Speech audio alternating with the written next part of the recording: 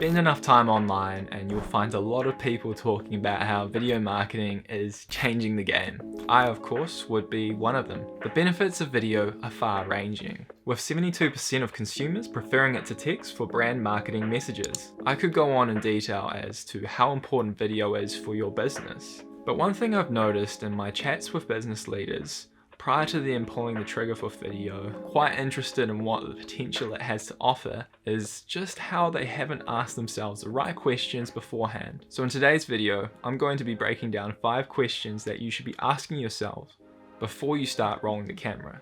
Let's get started. So the first most important question to ask yourself is, why do you want to make videos? I know that many look at the statistics. They'll see that 99% of current video marketers told them that they'd continue to use video in 2020 and 95% plan to increase or maintain their spend. They'll see that and they'll immediately want to jump on board. They'll see that something's got to give with video. But jumping on video because it's hot right now just isn't going to cut it. In fact, if that's the driving force behind your video, then you're really going to struggle. As Simon Sinek explains so well with his Golden Circle framework, let's start with why.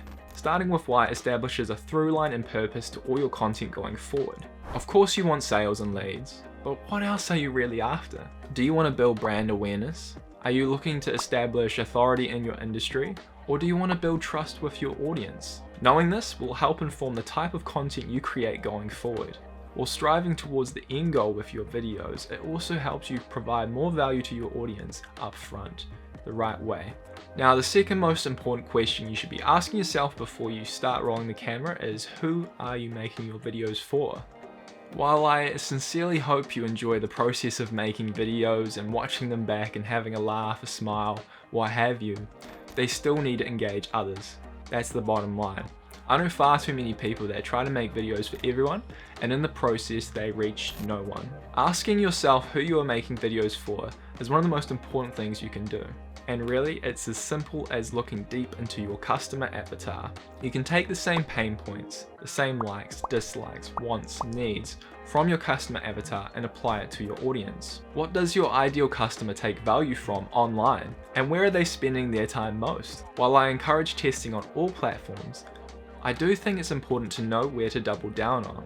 A platform like TikTok, for example, is made up of primarily 16 to 24-year-olds, whereas LinkedIn has a predominant user base of 25 to 34.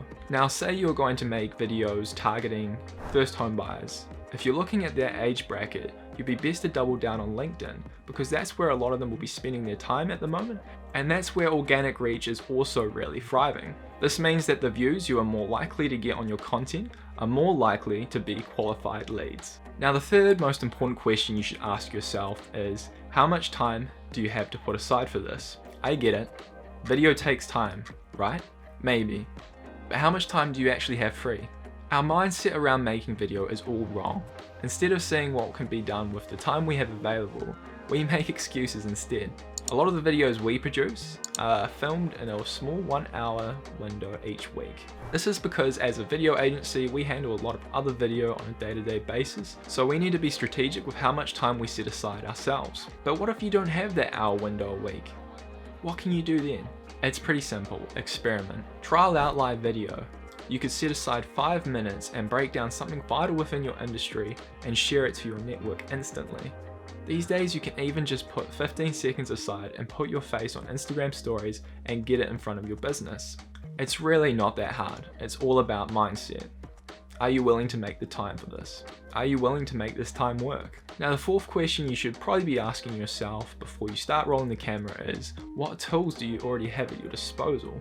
This is another area where most businesses' mindset is all wrong. Sure, good gear makes for good looking video, but it doesn't necessarily make it a good video.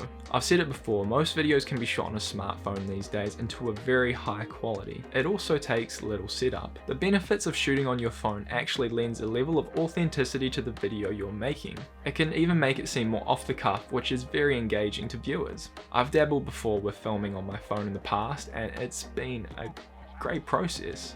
But for me in my industry, I think it's often better suited to film on a DSLR. And if you have the gear yourself, you know how to use it and you can make it work, then go for it. I'm just saying be practical, because at the end of the day, it's all about the core message.